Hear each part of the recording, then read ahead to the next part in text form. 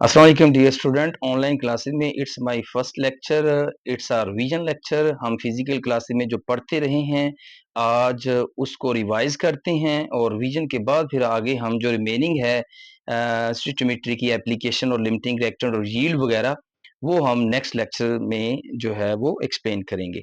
तो जी dear student, सबसे पहले तो हम बात करते हैं स्टोइचियोमेट्री के हवाले से इसकी डेफिनेशन क्या है। तो डेफिनेशन के अकॉर्डिंगली आप जानते हैं कि डियर स्टूडेंट, क्वांटिटेटिव एक रिलेशन है between quantitative relation between reactants and products present in balance chemical equation. तो एक जो बैलेंस इक्वेशन होती है उनमें रिएक्टेंट्स और प्रोडक्ट के दरमियान जो रिलेशनशिप है उसको स्टोइचियोमेट्री कहते हैं। और क्वांटिटीज की जो बात हो रही डेफिनेशन में डियर स्टूडेंट, यहाँ पे 4 क्वांटिटीज हो सकती है। फर्स्ट मैस है, सेकंड वन वॉल्यूम है, थर्ड अगर आप देखें तो पार्टिकल्स है, फोर में मोल्स हो सकते हैं।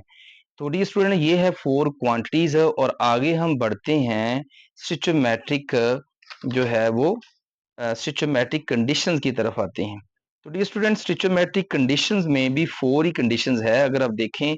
तो फर्स्ट कंडीशन की all reactants must be converted into products, and second one no side reaction occurs, and third one no reversibility of the reaction. कि मतलब ए अगर डायरेक्टली चेंज हो जाता है बी में या ए और बी मिलके सी देते हैं तो सी दोबारा ए और बी में कन्वर्ट नहीं होना चाहिए। This is called reversibility, no reversibility. And no side reaction occurs means कि अगर ए कन्वर्ट होता है बी में डियर स्टूडेंट तो आगे बी जो है वो फर्दर डीकम्पोज होके सी में कन्वर्ट नहीं होना चाहिए। मतलब अगर कार्बन ऑक्सीजन मिलती है तो कार्बन डाइऑक्साइड ही बननी चाहिए, कार्बन मोनोऑक्साइड नहीं बननी चाहिए। और आगे बढ़ते हैं बैलेंस केमिकल। जो चौथी कंडीशन है कि इक्वेशन हमारी बैलेंस होनी चाहिए। इट मींस कि अगर इक्वेशन इम्बैलेंस्ड है तो आप उस पे स्टिचोमेट्री जो है वो अप्लाई नहीं कर सकते, ये उसकी कंडीशंस है।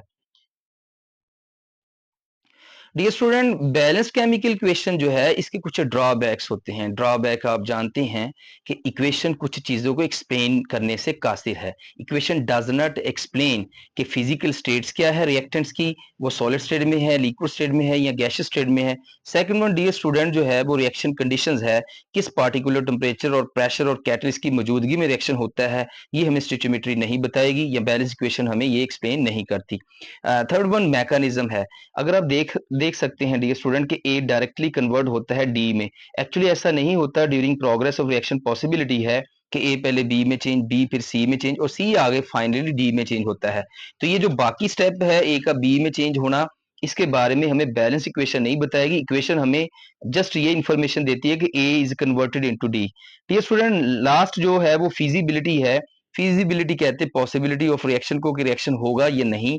अब यहाँ पे देखिए कार्बन क्लोरीन से मिलके CCl4 देता है। एक्चुअली इस रिएक्शन की कोई पॉसिबिलिटी नहीं है, फिजिबिलिटी नहीं है। अगर हमें CCl4 चाहिए तो हम इस तरह से हासिल नहीं करते कि कार्बन का रिएक्शन करवा दें क्लोरीन से, बल्कि मीथेन का रिएक्शन हम क्लोरीन से करवाते हैं। और मीथेन जब सनलाइट की मौजूदगी में क्लोरीन से रिएक्ट करती है तो स्टेप बाय स्टेप ये 4 स्टेप में चारों हाइड्रोजन रिप्लेस हो जाते हैं क्लोरीन से।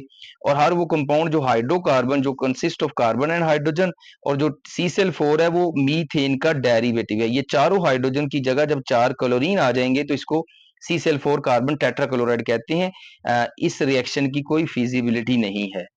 तो ये हमें इक्वेशन जो है वो अब बज़ाहिर आप इसको देख के आपको लगता है कि ये रिएक्शन पॉसिबल है, एक्चुअली ये रिएक्शन पॉसिबल नहीं है।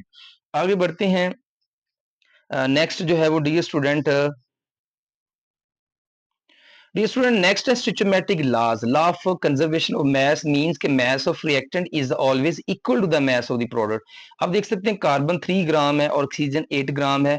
कार्बन ऑक्सीजन से मिलकर कार्बन डाइऑक्साइड प्रोड्यूस करती है और mass of the product is 11 gram. 3 and 8 equal to the 11, इसका मतलब है कि all reactants are converted into products। और नो रिवर्सिबिलिटी की कार्बन डाइऑक्साइड दोबारा जो है वो कार्बन और ऑक्सीजन में चेंज नहीं होगी। और नो साइड रिएक्शन अकर्स के आगे जो कार्बन डाइऑक्साइड है वो फर्दर कोई और प्रोडक्ट बना ले, ऐसा नहीं है। तो लॉ ऑफ डेफिनेट प्रोपोर्शन जो सेकंड लॉ है वो क्या कहता है कि elements are combined in a fixed ratio. यानी कि इट मींस कि हाइड्रोजन जब बेटा ऑक्सीजन से मिलती है तो क्या बनता है, वाटर बनता है। इसमें देखें 4 ग्राम हाइड्रोजन है, 32 ग्राम ऑक्सीजन है, मिलके 36 ग्राम जो है वो वाटर देती है। तो all masses are converted into reactant, law of conservation of mass के अकॉर्डिंगली।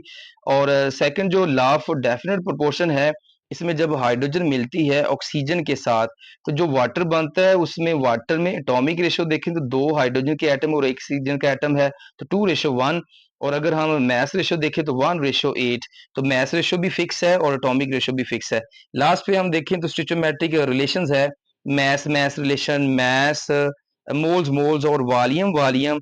और फोर्थ पे है मास वॉल्यूम, मतलब हमें गिवन क्वांटिटी मास होगी गिवन, तो हमने वॉल्यूम कैलकुलेट करना है। प्रोडक्ट में से किसी गैस का वॉल्यूम आपसे पूछेगा, रिएक्टेंट में से किसी की मास दे देगा। Similarly moles given, volume required है, गिवन क्वांटिटी मास और रिक्वायर्ड क्वांटिटी मोल हो सकती है। तो ये 6 तरह के रिलेशन हो सकते हैं।